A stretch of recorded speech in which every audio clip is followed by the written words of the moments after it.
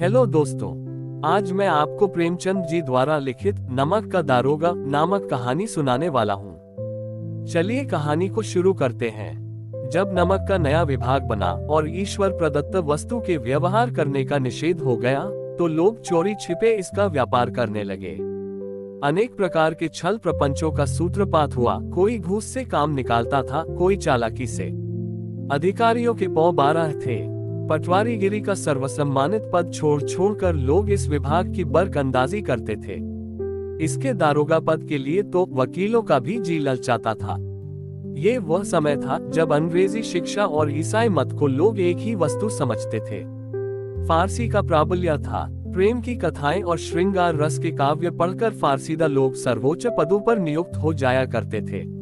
मुंशी वंशीधर भी जुलेखा की विरह कथा समाप्त करके मजनू और फरहाद के प्रेम वृतांत को नल और नील की लड़ाई और अमेरिका के आविष्कार से अधिक महत्व की बातें समझते हुए रोजगार की खोज में निकले।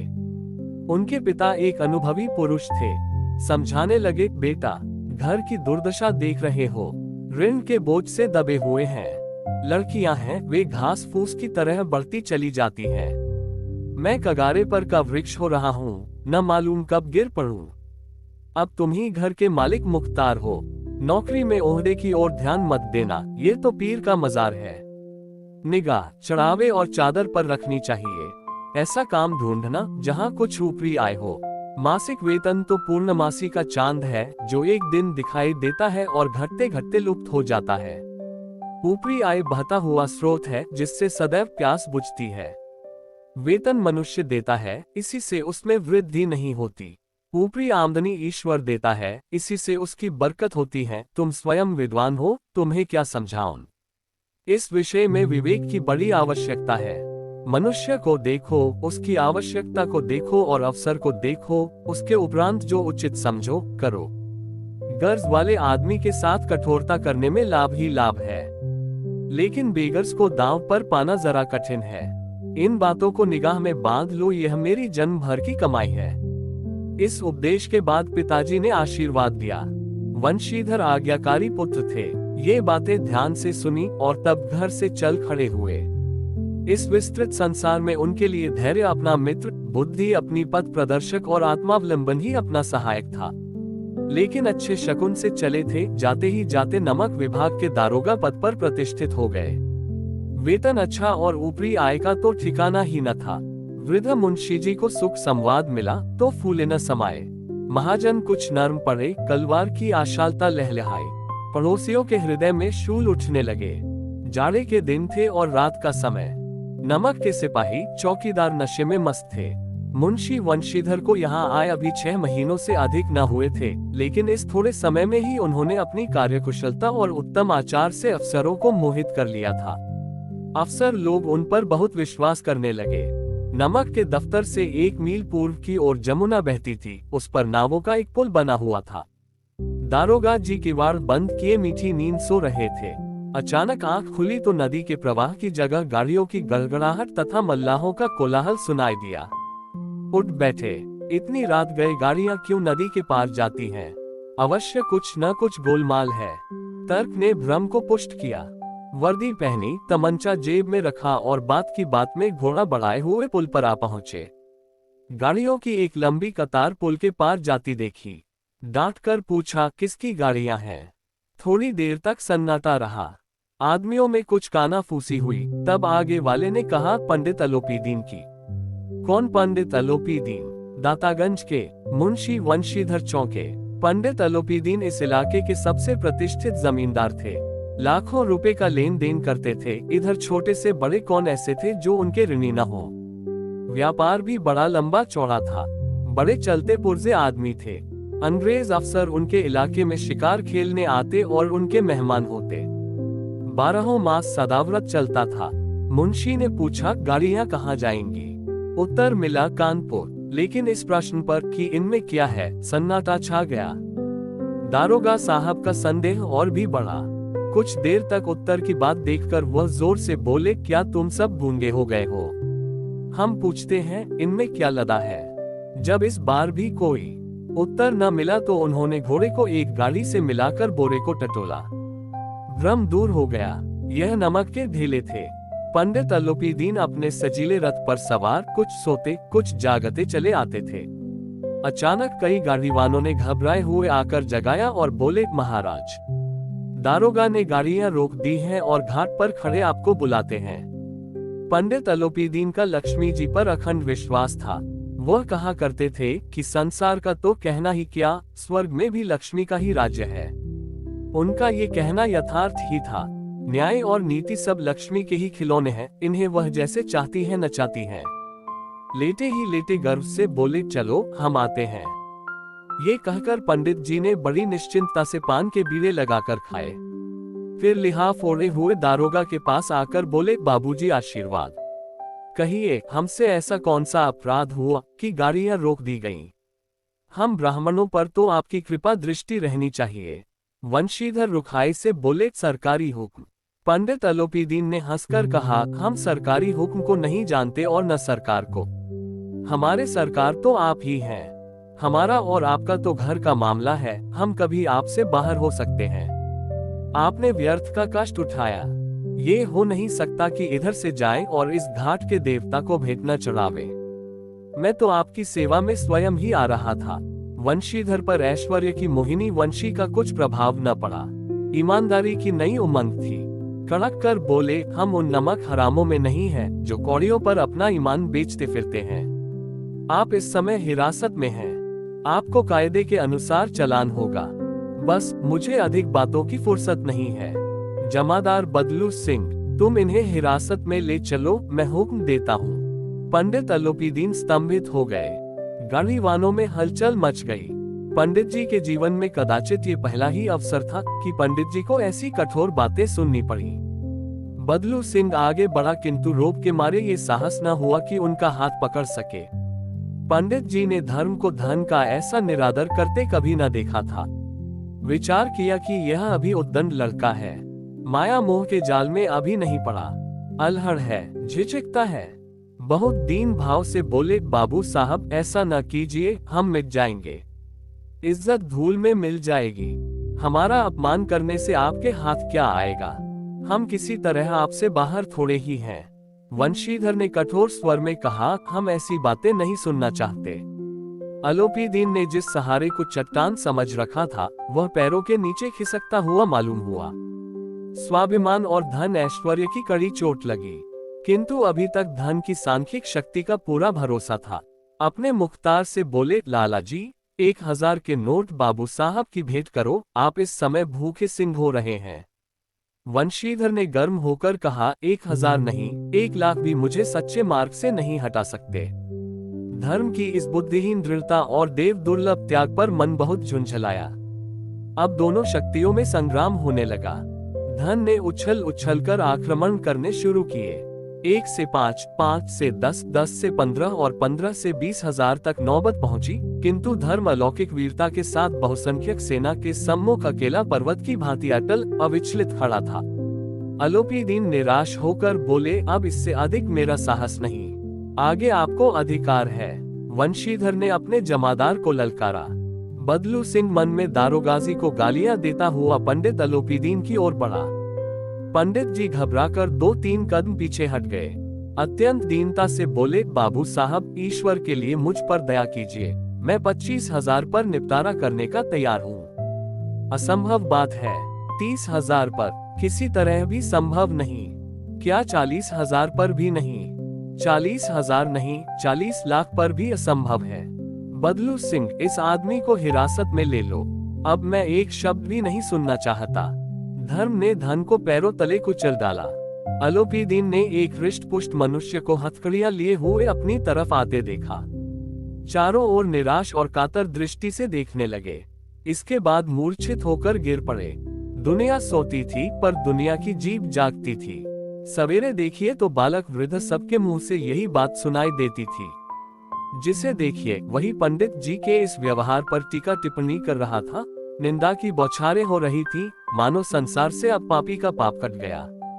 पानी को दूध के नाम से बेचने वाला ग्वाला, कल्पित रोज नामचे भरने वाले अधिकारी वर्ग, रेल में बिना टिकट सफर करने वाले बाबू लोग, जाली दस्तावेज बनाने वाले सेठ और साहूकार, ये सबके सब देवताओं की भांति गर्दनें चला रहे थे।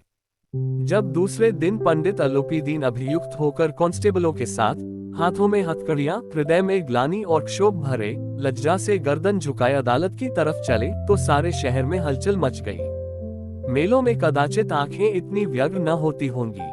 भीड़ के मारे छत और दीवार में कोई भेद न रहा, किंतु अदालत में पहुंचने की देर थी। पंडित अलोपीदीन इस अगाध वन के सिंह थे। अधिकारी वर्ग उनके भक्त, अमले उनके सेवक, वकील मुख्तार उनके आज्ञापालक और अदली, चपरासी तथा चौकीदार तो उनके बिना मोल के गुलाम थे। उन्हें देखते ही लोग चारों तरफ से दौड़े। सभी लोग विस्मित हो रहे थे, इसलिए नहीं कि अलोपीदीन ने ये कर्म किया, बल्कि इसलिए कि वह कानून के पंजे में कैसे आए। ऐसा मनुष्य जिसके पास असाध्य साधन करने वाला धन और अनन्य वाचालता हो, वह क्यों कानून के पंजे में आए। प्रत्येक मनुष्य उनसे सहानुभूति प्रकट करता था। बड़ी तत्परता से इस आक्रमण को रोकने के निमित्त वकीलों की एक सेना तैयार की गई। न्याय के मैदान में धर्म और धन में युद्ध ठन गया। वंशीधर चुपचाप खड़े थे। उनके पास सत्य के सिवा न कोई बल था, न स्पष्ट भाषण के अतिरिक्त कोई शस्त्र। गवाह थे, किंतु लोभ से डांवाडोल। यहाँ तक कि मुंशी जी को न्याय भी अपनी ओर से कुछ खींचा हुआ दिख पड़ता था। वह न्याय का दरबार था, परंतु उसके कर्मचारियों पर पक्षपात का नशा छाया हुआ था। किंतु पक्षपात और न्याय का क्या मेल। जहाँ पक्षपात हो वहाँ न्याय की कल्पना नहीं की जा सकती। मुकदमा शीघ्र ही समाप्त हो गया। डिप्टी मजिस्ट्रेट ने अपनी तजवीज में लिखा, पंडित अलोपीदीन के विरुद्ध दिए गए प्रमाण निर्मूल और भ्रमात्मक हैं। वो एक बड़े भारी आदमी हैं। ये बात कल्पना के बाहर है कि उन्होंने थोड़े लाभ के लिए ऐसा दुस्साहस किया हो।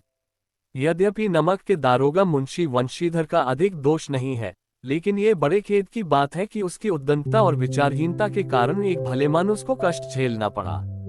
हम प्रसन्न हैं कि वह अपने काम में सजग और सचेत रहता है, किंतु नमक से मुकदमे की बढ़ी हुई नमक हलाली ने उसके विवेक और बुद्धि को भ्रष्ट कर दिया। भविष्य में उसे होशियार रहना चाहिए। वकीलों ने ये फैसला सुना और उछल पड़े। पंडित अलोपीदीन मुस्कुराते हुए बाहर निकले। स्वजन बांधवों ने रुपए की लूट की। उदारता का सागर उमड़ पड़ा। उसकी लहरों ने अदालत की नींव तक हिला दी। जब वंशीधर बाहर निकले तो चारों ओर उनके ऊपर व्यंग्यबाणों की वर्षा होने लगी।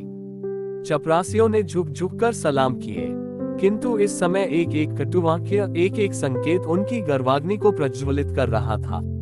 कदाचित इस मुकदमे में सफल होकर वह इस तरह करते हुए न चलते। आज उन्हें संसार का एक खेदजनक विचित्र अनुभव हुआ।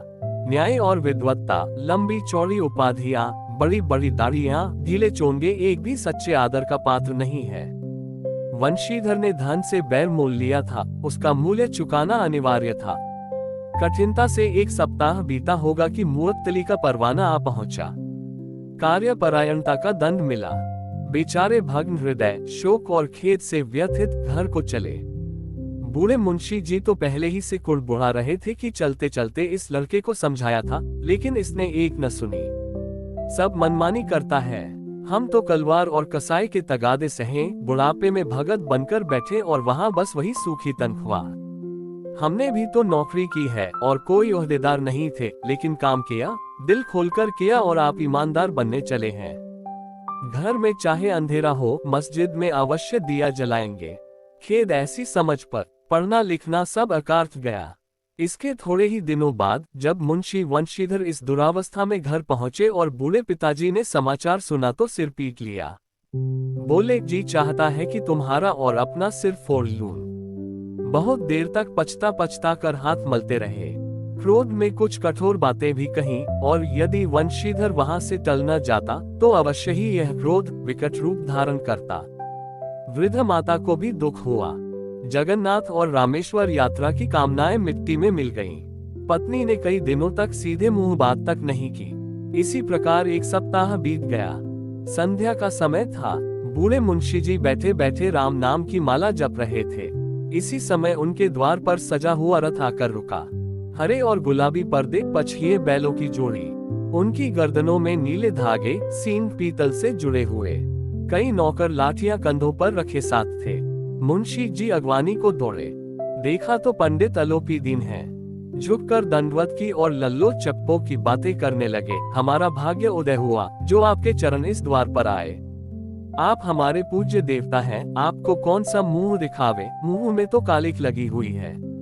किंतु क्या करें, लड़का अभागा कपूत है, नहीं तो आपसे क्यों मुंह छिपाना पड़ता। ईश्वर निसंतान चाहे रखे, पर ऐसी संतान न दे। अलोपी दीन ने कहा, नहीं भाई साहब, ऐसा न कहिए।